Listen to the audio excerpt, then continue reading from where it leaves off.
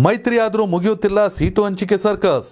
ರಾಮ ಮಂದಿರ ಉದ್ಘಾಟನೆ ಬಳಿಕ ಫೈನಲ್ ಆಗುತ್ತಾ ಕ್ಷೇತ್ರ. ಅಮಿತ್ ಶಾ, ಜೆ.ಪಿ. ನಡ್ಡಾ ಜೊತೆ ಎಚ್.ಡಿ.ಕೆ ಮಾತುಕತೆ ಏನು?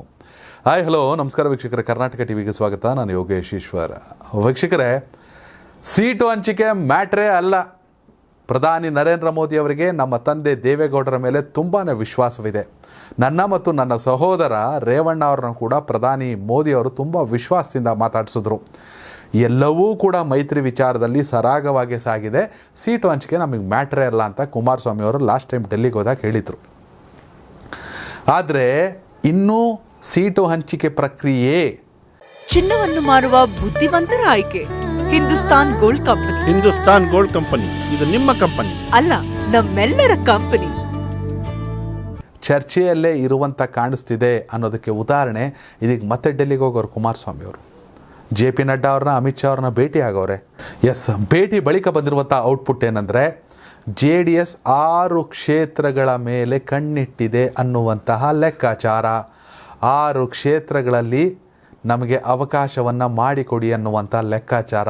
ಹೀಗಾಗಿ ಸೀಟು ಹಂಚಿಕೆ ಪ್ರಕ್ರಿಯೆಯ ಸರ್ಕಸ್ ಜೋರಾಗಿ ನಡೀತಿದೆ ಅಂತ ಮಾತುಗಳು ಕೇಳಿಬರ್ತಾ ಇದೆ.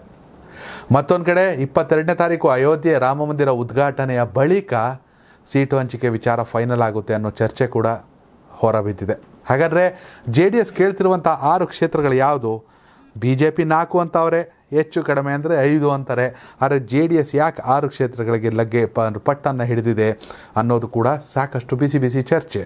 ಮಂಡ್ಯ, ಹಾಸನ, ತುಮಕೂರು, ಕೋಲಾರದಲ್ಲಿ JDS ಗೆಲ್ಲೋ ನಿರೀಕ್ಷೆ ಇದೆ. ಮಂಡ್ಯ, ತುಮಕೂರು, ಹಾಸನ, ಕೋಲಾರ ಈ 4 ಕ್ಷೇತ್ರಗಳಲ್ಲಿ, ಜೊತೆಗೆ ಬೆಂಗಳೂರು ಗ್ರಾಮಾಂತರ ಮತ್ತು ಚಿಕ್ಕಬಳ್ಳಾಪುರ ಕ್ಷೇತ್ರಗಳನ್ನು ಕೂಡ ನಮಗೆ ಕೊಡಿ. ಯಾಕೋ ಈ ಸಲ ಆಗಿರೋ ಚರ್ಚೆಯಲ್ಲಿ ಮೈಸೂರು, ಕೊಡಗು ಲೋಕಸಭಾ ಕ್ಷೇತ್ರವನ್ನು ಸೈಡ್ಗಿಟ್ಟಂಗೈತೆ ಪ್ರತಾಪ್ ಸಿಂಹ ಅವರು ನಿಟ್ಟುಸಿರು ಬಿಡುವಂಥ ವಿಚಾರ. ಯಾಕೆಂದರೆ ಇತ್ತೀಚೆಗಷ್ಟೇ ಹೋಗ್ಬಿಟ್ಟು ಕುಮಾರಸ್ವಾಮಿ ಅವ್ರ ಕಾಲಿಗೆ ಬಿದ್ದುಬಿಟ್ಟು ನನ್ನ ನೆರವಿಗೆ ಯಾವತ್ತೂ ನಿಂತಿದ್ದೀರಾ, ಮುಂದೆನೂ ನಿಂತ್ಕೊಳ್ಳಿ ಅಂತ ಕೇಳ್ಕೊಬಂದಿದ್ರು.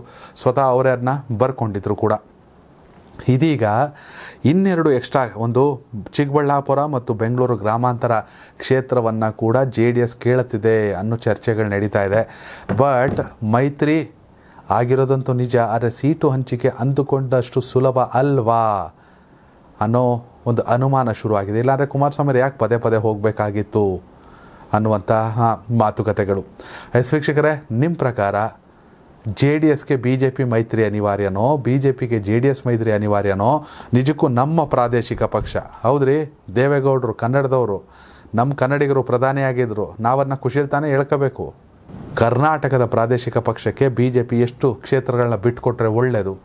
ಹಾಗೆ ಯಾವ ಕ್ಷೇತ್ರದಿಂದ ಯಾರು ಸ್ಪರ್ಧಿಸಿದ್ರೆ ಗೆಲುವು ಸಾಧ್ಯ ಈ ಬಾರಿ JDSಗೆ? ನಿಮ್ಮ ಅಭಿಪ್ರಾಯನ ಕಾಮೆಂಟ್ ಮಾಡಿ. ಧನ್ಯವಾದಗಳು.